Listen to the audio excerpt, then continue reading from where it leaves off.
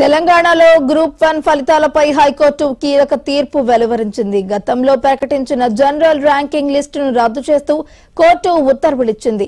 ఇప్పటి వరకు ప్రకటించిన గ్రూప్ 1 మెయిన్స్ ఫలితాలు రద్దు చేస్తూ తీర్పు చెప్పింది. గ్రూప్ 1 మెయిన్స్ మెరిట్ లిస్ట్ రద్దు చేస్తున్నట్లు ఆదేశించింది.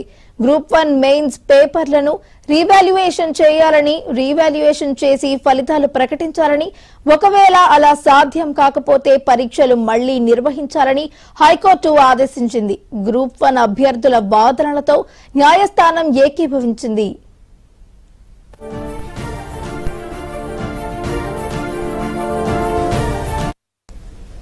తెలంగాణలో గ్రూప్ 1 ఫలితాలపై హైకోర్టు కీలక తీర్పు చెప్పినట్టు తెలుస్తోంది. ఇక ఇదే అంశానికి సంబంధించి మరింత సమాచారాన్ని మా క్రైమ్ బ్యూరో చీఫ్ మధు అందించడానికి సిద్ధంగా ఉన్నారు.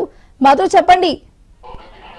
గ్రూప్ 1 మెయిన్ పరీక్షలు ఏవైతే ఉన్నాయో ఆ పరీక్షలకు సంబంధించినటువంటి తీర్పునైతే తెలంగాణ హైకోర్టు కాసేపటి క్రితమే ఆదేశాలు ఇచ్చిందని చెప్పవచ్చు. ప్రధానంగా కూడా గ్రూప్ 1 మెయిన్ పరీక్ష మళ్లీ నిర్వహించాలంటూ కూడా తెలంగాణ హైకోర్టు అయితే ఆదేశాలు జారీ చేసింది. ఎందుకు ఈ మళ్లీ నిర్వహించాలి అనే దానికి సంబంధించి కొంతమంది అభ్యర్థులు దాఖలు చేసినటువంటి పిటిషన్ ఏదైతుందో ఆ పిటిషన్ మీద సుదీర్ఘమైనటువంటి వాదనలు అయితే జరిగాయి. అయితే మెయిన్ పరీక్షల్లో అవకతవకలు జరిగాయంటూ కూడా కొంతమంది అభ్యర్థులు పిటిషన్ అయితే దాఖలు చేశారు. సో మెయిన్స్ మెరిట్ లిస్ట్ రద్దు చేస్తూ హైకోర్టు ఆదేశాలు ఇచ్చింది.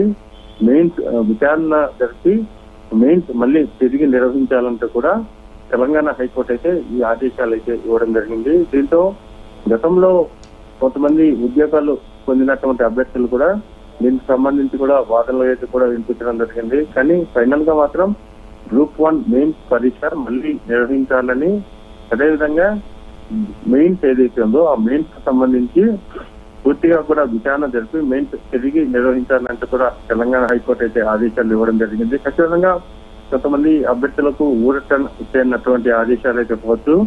తమకు ఉద్యోగాల కోసం ఎదురు చూస్తున్నటువంటి వాళ్ళు మెయిన్స్ లో అవకతవకలు జరిగాయంటూ కూడా జరిపినటువంటి వాదనలు అన్నిటి మీద విచారణ జరిపినటువంటి తెలంగాణ హైకోర్టు ఈ కీలకమైనటువంటి ఆదేశాలనే జారీ చేసింది. మధు, అయితే గ్రూప్ 1 మెయిన్స్ పేపర్లను అయితే రీవాల్యుయేషన్ చేయాలని, అలాగే రీవాల్యుయేషన్ చేసిన అనంతరం కూడా ఫలితాలు మళ్లీ ప్రకటించాలని కూడా ఇప్పటికే చెప్పడం జరిగింది. ఒకవేళ అలా సాధ్యం కాకపోతే గ్రూప్ 1 ఎగ్జామ్స్ మళ్లీ పెట్టాలంటే